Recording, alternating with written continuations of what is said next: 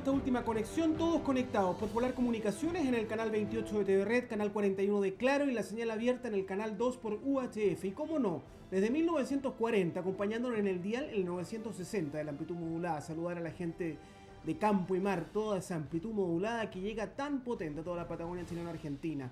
En el 96.5 frecuencia modulada y para Última Esperanza en el 98.5. Alineación completa, Leito Gusto en el Control Master, buenas noches. En lo alto de Polar, Camilo Jerez. A mi productora Nen Gómez y el departamento de prensa que sigue trabajando ahí, mi abnegada compañera y colega Guillermina Tener. Bueno, visitas hoy día al estudio de Polar con el precandidato presidencial del Partido Socialista, Fernando Atria. Buenas noches, Fernando, bienvenido Magallanes a Polar. Y eres el primer precandidato presidencial en estar acá en este programa y en este espacio. Buenas noches, Alejandro, qué honor, muchas gracias. Es un agrado para mí poder hablarle a Magallanes. Sin duda, abogado penalista, relativamente joven, militas en el Partido Socialista desde el año 2010. Desde el día de la derrota, cuando fuimos derrotados por Piñera, ese es el día de la inscripción en el partido. ¿Te trajo una convicción el haber perdido el gobierno? Me trajo la convicción de que era, primero, importante. Yo creo que hoy día se mira al militante con cierta como sospecha, porque se asume que el militante ha hipotecado su independencia para pensar. Y entonces cuando se mira al que no es militante, al que es independiente, como ese es el virtuoso. Y yo creo que eso es nefasto porque la acción política, esa acción colectiva, es ser capaz de sumarse a un proyecto que lo excede a uno, y por eso yo entré al partido, porque creo que era importante, o sea, me pareció importante el gesto de militar, de sumarse. Claro. Y bueno, el Partido Socialista era el único posible, si es el Partido Salvador Allende, después de todo. Sin duda. ¿Allendista? Bueno, el proyecto, la idea de Allende tiene que ser hoy día recuperada, tiene que ser actualizada, por supuesto. Lo que significa Allende hoy día no es lo mismo que significaba Allende en el 72, evidentemente, pero en cuanto a la idea que lo animaba, desde luego. Sin duda. Se te caracteriza por ser un hombre franco en tus declaraciones. No, te lo digo sinceramente porque estoy viendo acá una entrevista y cuando te consulta sobre Lagos y Piñera dices que es como si la clase política estuviera preocupada de darle a la ciudadanía una especie de certificado por escritura pública de que no entienden nada. Bueno, lo que yo quería decir ahí era que la política ha cambiado, ¿no? Eso es una de las cosas interesantes que tiene la política, que cambia la política, cambian las condiciones y entonces lo que antes era positivo pasa a ser negativo, ¿no? Yo creo que piensa tú en la foto esa aquella famosa de cuando se derogó la LOCE y se promulgó la Ley General de Educación y que todos alzaron las manos emocionados. Cuando se tomó la foto, esa foto significaba la virtud de una clase política que ponían de lado sus diferencias y se unían por los bien de los niños de Chile, ¿no? Pero hoy día esa misma foto significa, bueno, la cocina, ¿no? O sea, que se ponen de acuerdo entre ellos, etc. Entonces pasan estas cosas que cambian los términos de referencia a la política y las cosas se transforman. Y entonces yo creo que en las condiciones actuales, cuando se ha producido una transformación política tan considerable, que, bueno, eso era cuando se veía que los candidatos iban a ser el expresidente Lagos y el expresidente Piñera, que los candidatos fueran los dos expresidentes de la forma política anterior, era una manera de decir, bueno, nosotros creemos que básicamente aquí no ha cambiado nada. Claro, sin duda. Yo creo que, claro, en ese sentido hay que ir cambiando la política y la gente también ha votado de una manera distinta. Hay una gran derrota acá en Punta Arenas, que es de la capital regional, concentra el 84% de la población. La nueva mayoría va dividida, por lo tanto entra a la derecha inesperadamente después de más de 20 años, ¿no? El último alcalde fue el alcalde designado por Pinochet. ¿Cómo? Sí, pues Magallanes es de donde surgió el Partido Socialista. Claro, y donde Allende fue senador también. Exactamente, Ampuero también de acá. ¿Cómo se entienden esas señales? Entendiendo, Fernando, que también hay otras madres de las derrotas, como Santiago, comunas emblemáticas en región metropolitana para la nueva mayoría. Hoy día de población gobernada, la derecha está liderando. Sí, yo no me sumo a a la interpretación, por así decirlo, ya tradicional de lo que pasó con las municipales, ¿no? Yeah.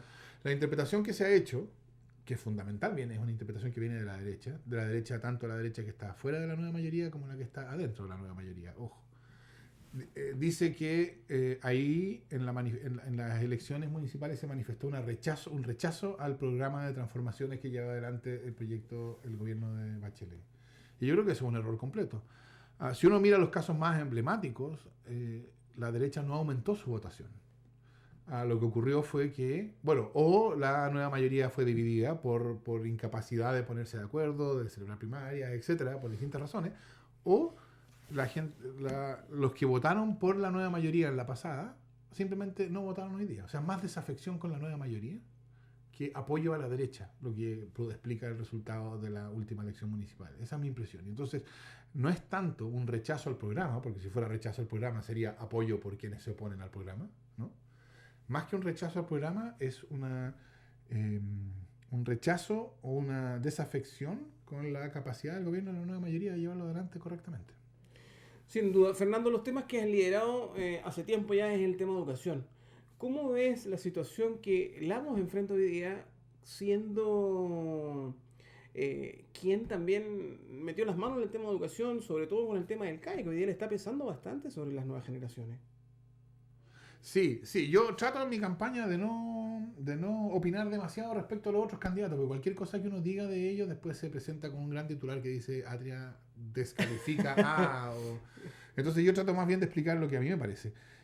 Yo creo que el CAE, y no me refiero al Lagos en eso, sino al CAE, el CAE muestra precisamente parte de nuestros problemas, ¿no? Se buscó una solución para un problema y la única solución con la cual se dio era una solución que era... neoliberal. Es decir, poner a la banca, poner las necesidades de financiamiento estudiantil como un negocio más para la banca. Ya ha resultado ser un negocio extraordinariamente lucrativo para la banca. Y entonces lo más importante era garantizar que el negocio fuera lucrativo para la banca, porque eso hacía posible que pudiera beneficiar a los estudiantes, más que preocuparse directamente de los estudiantes. Entonces la pregunta es, si se iba a gastar esa enorme cantidad de recursos, ¿por qué tenía que ser a través de la banca? Entonces uno ahí nota qué ocurría con la manera en que pensaban en esa época, en que las únicas soluciones que se les ocurrían eran neoliberales. Piensa en el Transantiago, que es el otro caso, ¿no? Fíjate tú, mira ciudades del tamaño de Santiago. Disculpa que hable de Santiago en Magallanes, pero solo para decir esto. Mira ciudades del tamaño de Santiago en el mundo. Y no estoy pensando ciudades que queden en Norcorea. No estoy pensando ciudades en Europa, en Estados Unidos, en países, digamos, inatacablemente capitalistas. ¿Dónde hay un sistema de transporte urbano, una ciudad de ese tamaño, que esté gestionado por empresarios privados? Eso no existe. No existe. En todas partes es transporte público. Público en el sentido de que es una empresa estatal o un órgano estatal. ¿Por qué en Chile no se hizo lo que se ha hecho en todas las ciudades de ese tamaño? Es que en algún momento eso fue cuidadosamente considerado y se prefirió sobre esa opción otra. No, ni siquiera fue considerado. No fue tomado en cuenta. Entonces había una lógica de pensarlo todo con categorías neoliberales. Ahora, ¿crees tú que estos y otros temas van a estar en la palestra en el debate transformador presidencial entre los candidatos de la nueva mayoría? Porque recordemos que la última primaria, donde se enfrentó Frey con Piñera, fue hecha con bastante tongo, por decirlo menos, porque todos sabían y en algún rato no fue ni necesario a José Antonio Gómez seguir con su carrera presidencial. Entonces, sí, bueno, además que esa fue una primaria regional, entonces sí, después de la primera regional se acabaron las sí, primarias. claro. ¿No? Sí. Y claro, eso dio oportunidad para algunos espectáculos televisivos bien poco Escalona, recordamos. Halagüeños. Sí. Bueno, lo que nosotros veíamos antes y que nos llevó, entre otras cosas, a lanzar esta candidatura, es que el debate presidencial se veía anunciando como un debate en que o es un asunto de personas o es un asunto de encuestas. Y está bien, tanto las personas como las encuestas son importantes en política, eso lo sabemos todos, pero no sería razonable, sobre todo en la coyuntura histórica en la cual se encuentra Chile, no sería razonable que en la discusión presidencial tuviera algún espacio la discusión sustantiva sobre el futuro, sobre cómo queremos que sea este país, sobre cuál es el sistema educacional que Chile necesita para ser el país que queremos en el futuro, y en pensiones, etcétera. Y entonces la idea era, bueno, tengamos por lo menos que parte de la discusión presidencial sea una discusión de ideas, más allá de personalismo y más allá de cálculos con encuestas en las manos. Entonces, yo espero que la discusión presidencial sea una discusión que se trabe en términos de cuáles son los proyectos, cuáles son las ideas sobre el futuro de Chile, de nuestro país, que los distintos candidatos tienen, más que cálculos con regla de cuánto subió o bajó en la última encuesta semanal tal candidato o tal otro y qué dice la encuesta respecto del atributo tal o el atributo cual, que es la manera en que estamos tan acostumbrados a discutir la política en Chile. Sin duda. Fernando, la noticia política ha estado marcada hoy día con la declaración de José Miguel Insulza, tu contendor, ¿no?, dentro de la facción del Partido Socialista. Donde señala que, bueno, se abra esta primaria a ciudadanas, no solo a militantes del Partido Socialista, también a independientes, y otro invita al Partido por la Democracia también a hacer una sola primaria, o sea, fusionar el Partido Socialista con el PPD. ¿Qué te pareció eso? Bueno, yo diría 3 cosas. La primera es que yo celebro que José Miguel Insulza se haya dado cuenta de que si va a haber una primaria, esa tiene que ser una primaria ciudadana, no una primaria de militantes, porque hasta ahora su posición dentro del partido había sido que hubiera una primaria en el partido y que fuera una primaria de militantes.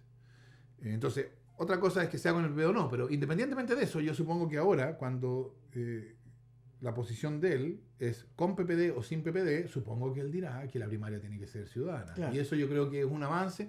Es bueno que nosotros hemos dicho primaria ciudadana desde el principio. Nosotros creemos que tiene que ser una primaria ciudadana en que el Partido Socialista se abra a la ciudadanía.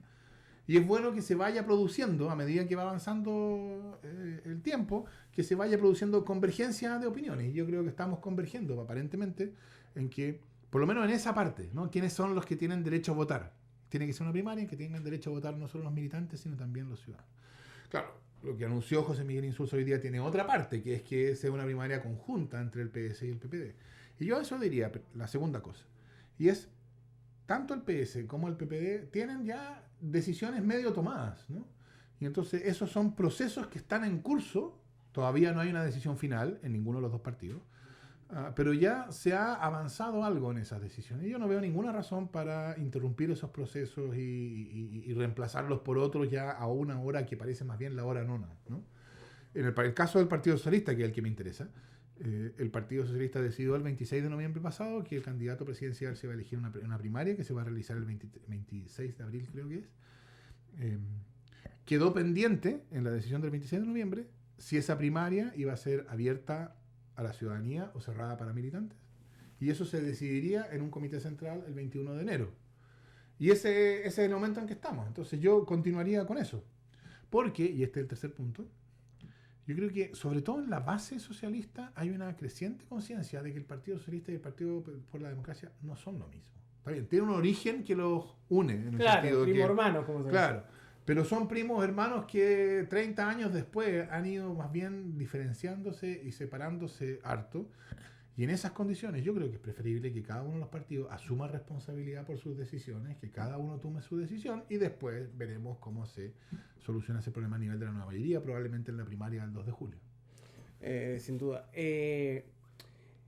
¿Cómo ves la decisión de Insulza de tirarse a la piscina a ser candidato, a renunciar a su cargo de la OEA? Fue criticado también por un sector de la derecha, ¿no?, diciendo de que estuvo ahí la noticia casi más de una semana, diciendo que sí, que iba, que no iba.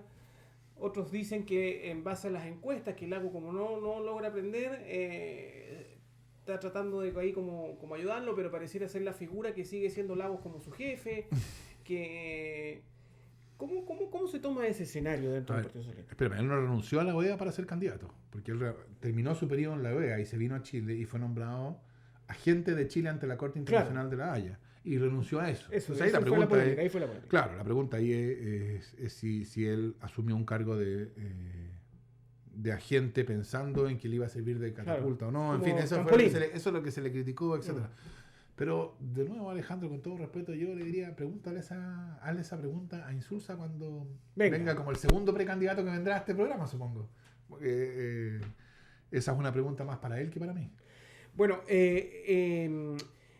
¿cómo ves el cambio, las transformaciones sociales que ha tenido el gobierno de la presidenta Bachelet? Sin duda que el proceso de reforma, ya sea la Asamblea Constituyente para la nueva Constitución, el proceso de reforma tributaria, el proceso de la reestructuración del Código del Trabajo, en sí, reforma educacional y otros temas, pareciera ser que habría que darle continuidad con un presidente que venga del sector de la presidenta, porque ir a oposición, que llegue Piñera nuevamente al poder, sería retroceder todo eso y no saber si va a haber seguridad en el proceso de la reforma. Bueno, yo creo que esa es precisamente la disyuntiva que va a enfrentar el país el próximo año. Eso es lo que hace que esta elección presidencial sea, como yo creo que es, la más importante desde 1990. En 1990 la disyuntiva era democracia o dictadura, ¿no? Y claro, era una disyuntiva, pero la verdad es que ya se sabía lo que iba a pasar en la elección de 1990. ¿No? O sea, eso ya estaba más bien decidido, fue decidido el plebiscito del 5 de octubre. Desde entonces hasta ahora no ha habido una elección, creo yo, en que haya habido una disyuntiva tan abierta y tan importante como la que va a enfrentar el país el próximo año, que es exactamente la que tú has indicado. El próximo año van a aparecer quienes digan el proceso, primero, es un hecho que yo creo que es innegable. Uno podrá tener otros criterios, otras críticas, etcétera, pero es innegable. Este ha sido el gobierno más transformador desde 1990, en las dimensiones que tú señalabas. Eso no quiere decir que las transformaciones se hayan hecho sin problemas, no quiere decir que estén completas, no, nada de eso, pero sí quiere decir que se han hecho transformaciones que no se habían hecho antes. Y la pregunta entonces va a ser, ¿esas transformaciones fueron un gran error? Y entonces lo que hay que hacer es cancelarlas, revertirlas en la medida en que sea posible y volver a la forma política anterior. Esa es una posibilidad, que es la posibilidad que evidentemente va a representar la derecha, pero yo creo que también dentro de la nueva mayoría, como yo creo que hay una derecha interna de la nueva mayoría, hay también sectores dentro de la nueva mayoría que les gustaría decir eso. O la segunda posibilidad, este proceso es un proceso importante y que necesita ser continuado, corrigiendo lo que haya que corregir, desde luego, y continuando lo que haya quedado incompleto. Y yo esperaría que el Partido Socialista estuviera sin ambigüedad alguna de este segundo lado, y mi candidatura, desde luego, hace un punto central que en insistir en que las transformaciones iniciales de este gobierno tienen que ser, por supuesto, corregidas, en lo que deba ser corregidas, pero continuadas y profundizadas. Fernando, eres un hombre que piensa que la gratuidad de la universidad tiene que ser universal. Sí, así lo he dicho varias veces. ¿Y cree que podremos alcanzar eso como país en el próximo umbral? Es divertido. Yo esto lo dije por escrito en 2012. Está escrito y publicado, así que se puede cotejar. Yo creo que si la gratuidad se entiende como financiamiento del estudiante mediante rentas generales de la nación, o sea, que salen de los impuestos generales, no va a ser nunca posible llegar a la gratuidad universal. Porque, aunque yo creo que se justificaría, el argumento de, por ejemplo, los déficits en salud, va a ser cada vez más difícil acercarse al 100%.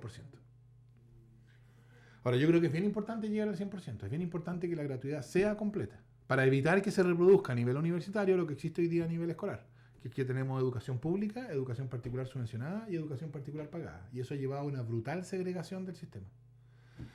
La manera de evitarlo, o una de las maneras de evitarlo, es que haya gratuidad. Pero claro, si la gratuidad se financia con cargo a los impuestos generales, no va a llegar nunca al 100%, porque se va a enfrentar a los problemas que se ha enfrentado. Entonces lo que yo creo que uno debería pensar es, y creo que aquí uno se puede aprovechar de la discusión sobre pensiones, porque en pensiones tenemos un sistema de ahorro, cada uno paga su pensión, ¿no? Claro. Cada uno ahorra y después saca lo que saca. Si saca poco, bueno, una pena. Claro. Y la idea es que esto sea reemplazado, por lo menos en parte, por un sistema de reparto. Un sistema de reparto, un sistema solidario, en el cual las pensiones de los pensionados actuales son pagadas con las cotizaciones de los que están hoy día trabajando. Y las cotizaciones y las pensiones de los que están hoy día trabajando, cuando jubilen, serán pagadas por los que estén en su momento trabajando, etc. Claro. Entonces yo diría, ¿por qué no pensar en un sistema de financiamiento universitario así, pero al revés? Que la educación de los que están hoy día estudiando se paga por cotizaciones de los que ya estudiaron. Por lo menos en parte, no tiene por qué ser todo, pero una parte. Y entonces los que están estudiando pagan una cotización en progresión a sus ingresos, el que gana mucho paga mucho, el que gana poco paga nada, y eso contribuye a financiar la educación de los que están hoy día estudiando. Yo creo que un modelo de ese tipo, una especie de sistema de reparto educacional, es la manera en que uno podría realistamente tener un sistema de gratuidad universal. Qué interesante, porque lo que yo le he escuchado en este minuto a Ricardo Lagos, por lo menos, es decir, bueno, si quieren una educación gratuita, quieren mejor salud y todo, empecemos a hacer el debate por a través de subir los impuestos. Como se hace en otras realidades, como se hace en Europa, por lo menos eso es lo que ha planteado un poco. Sí, que yo diría, eso en la situación actual es lo mismo que decir que no va a haber educación gratuita. No, porque está claro que no podemos estar discutiendo todo el tiempo reformas tributarias. Yo creo que todavía no he escuchado haber una propuesta de reforma tributaria para subir, no sé, aumentar cuánto, 3, 5 puntos más el PIB, la recaudación. Eh, no, yo diría, si uno se toma en serio la necesidad de gratuidad, y yo creo que es importante, porque la gratuidad significa que la educación que cada uno recibe no depende de la educación de lo que cada uno pueda pagar. Ese es el punto, ¿no? Separar lo que cada uno paga de lo que cada uno recibe. Eso vale para refrigeradores. El que puede comprarse un refrigerador, el que tiene para pagar un refrigerador muy caro tendrá un super refrigerador. El que tiene para pagar un refrigerador ahí nomás tendrá un refrigerador ahí nomás, y el que no tiene nomás. Claro. La idea es que no valga para educación y que entonces lo que yo pague no esté vinculado a lo que yo recibo. Y que entonces lo que yo pago es una contribución que refleja el hecho que yo recibí, pero pago en atención a lo que yo gano. Si yo gano mucho, pago mucho. Si yo gano poco, pago poco o eventualmente nada.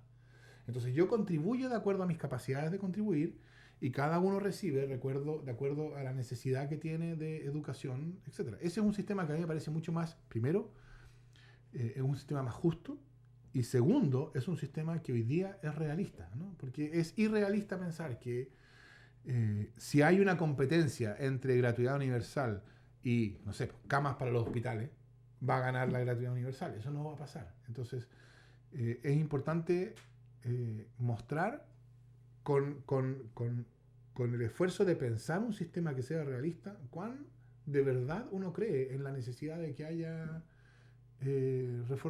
que haya gratuidad. Claro, si yo dijera, bueno, si ustedes quieren gratuidad, bueno, pensemos en encontrar minas de oro. Ya, eso es lo mismo que decir, no me interesa la gratuidad, ¿no? Claro, claro. No, esta idea yo creo que es una idea perfectamente realizable, perfectamente justa y que llevaría a gratuidad completa. El refrán popular dice, en la puerta del horno se quema el pan. Se puede quemar el pan. Pero en la puerta del horno está el proyecto de ley de la elección de intendentes o gobernadores provinciales. ¿Lo ves como un avance para la descentralización del país? Sí, ciertamente. Por la siguiente razón. Por supuesto que en teoría, si uno lo tratara esto en un seminario académico y se preguntara, ¿cómo uno tiene que hacer la reforma del Estado? La reforma de la estructura político-administrativa del Estado. Entonces uno diría, en ese seminario académico, para hacer una reforma político-administrativa hay que pensarlo muy bien, hay que detallarlo muy cuidadosamente, hay que estructurar racionalmente las competencias de los distintos órganos para que no haya incompatibilidades, contradicciones, vacíos, etc. Y después hay que promulgarla. Ahora, el problema es que, como lo sabe todo el que ha seguido esta discusión, si uno espera que pase eso, vamos a estar un par de décadas más con suerte, antes de que haya descentralización y regionalización, ¿no? Entonces, aquí hay un problema político hay un problema con la institucionalidad política. La institucionalidad política, yo creo, está hecha para que no pueda tomar decisiones transformadoras de verdad. Y una regionalización de verdad sería una decisión transformadora de verdad. Eso explica, yo estoy seguro que a ti te ha pasado, Alejandro, que si todas las personas que pasan por este estudio, si tú les preguntas, ¿cree que es necesario regionalización? Absolutamente. Nadie defiende lo que hay hoy día, y sin embargo lo que hay hoy día continúa. Claro. Entonces yo creo que en esas condiciones el problema no es teórico, el problema es político. ¿Cómo se hace políticamente viable avanzar de verdad en esa dirección? Y yo creo que una elección de intendente, que llevaría entonces a una figura ejecutiva elegida, y entonces que respondería al electorado, crearía una situación de tensión en que se vería forzado a responder. Y eso lo obligaría a reclamar competencias. Y ese reclamo obligaría al Poder Central a ir un poco a regañadientes, ¿no? Entregando competencias. Yo creo que esa es la única manera en que hoy día se puede avanzar. Y yo creo que hay una diferencia, porque alguien me preguntaba alguna vez, ¿por qué no pasó eso con la elección de los cores? Que uno podría decir el ejemplo anterior. Claro. Y la respuesta es que los cores no son un órgano ejecutivo. Entonces, no es un órgano que tenga, como tendría un gobernador regional, que esté expuesto a la demanda ciudadana de dar resultados, ¿no? Una figura ejecutiva va a estar expuesta a esa demanda. Claro, y va a tensionar un poco también la negociación, ¿no? Y como va a tensionar, la tensión, ¿qué quiere decir? Bueno, que va a haber más fuerza en su petición, en su reclamo de competencias, y eso quiere decir que el Poder Central, como te digo, yo creo que un poco a regañadientes, va a tener que ir dando, y no va a dar más de lo que quisiera dar, menos de lo que es necesario, pero va a dar algo, y eso, sobre la base de eso, va a venir otra demanda que va a dar un poco más.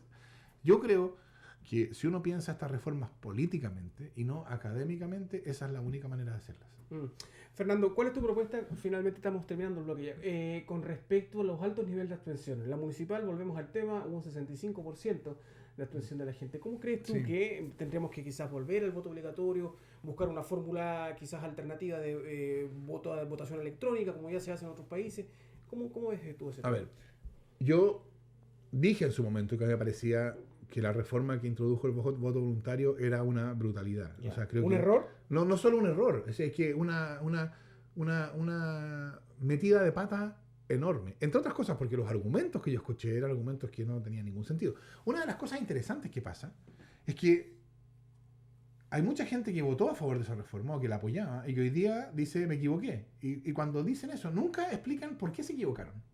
¿No? O sea, nunca podemos aprender de los errores, porque la manera en que uno aprende de los errores es que el que cometió el error dice, yo pensaba A, ahora pienso B, También, y ahora me doy cuenta, no, pero es que ahora, este es el punto importante, ahora me doy cuenta de que las razones por las cuales yo pensaba A están equivocadas por tales y cuales razones. Entonces yo he aprendido, no me voy a volver a equivocar de nuevo, no voy a hacer la de Julio Iglesias, de tropezarme de nuevo con la misma piedra, porque ya aprendí, ahora entiendo por qué me equivoqué.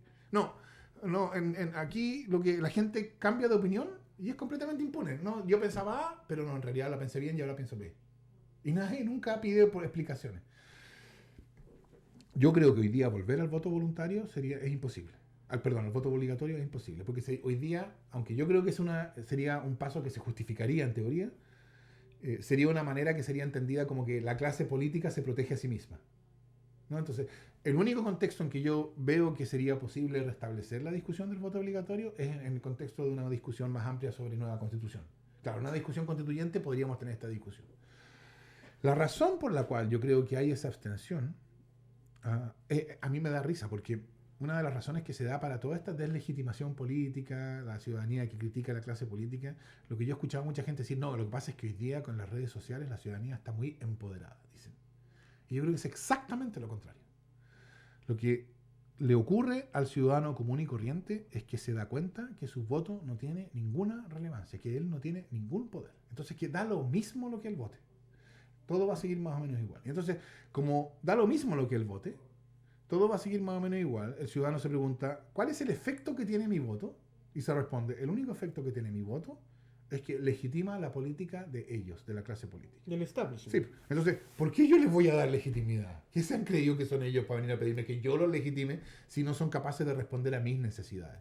Y eso está vinculado al problema constitucional. El problema constitucional es que tenemos una política que no responde a las necesidades de la ciudadanía, que da lo mismo que se manifiesten cientos de miles de personas en las calles contra la AFP. Eso no importa, no registra, no te entra. Entonces, es una política que es inmune a las demandas ciudadanas y que pretende que los ciudadanos la apoyen y la legitimen. Esa segunda pretensión en ese contexto es completamente absurdo. Lo que necesita Chile es una política que sea sensible a las demandas ciudadanas, en la cual los ciudadanos se sientan representados. Yo creo que esa política solo se va a poder lograr con una nueva constitución, porque una nueva constitución es una nueva forma política. Cuando hay una forma política en que el ciudadano entiende que lo representa, que es lo que no pasa hoy día, entonces yo creo que va a ser más razonable esperar que los ciudadanos se hagan el trabajo de ir y votar. Pero si el único efecto que el voto tiene es legitimar una política que el ciudadano siente como ajena, yo no veo por qué el ciudadano habría de votar.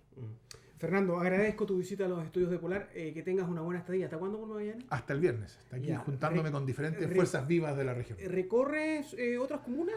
No, lamentablemente esta vez solo. solo Punta Arenas. Me han dicho que la gente de Natales en particular se siente muy ofendida cuando no se ve bien a Punta Arenas, así que voy a ir a Natales en algún momento. Estuviste ahora en el ampliado, ¿no? Estuve en una reunión del Partido Socialista. Refichaje sí. También.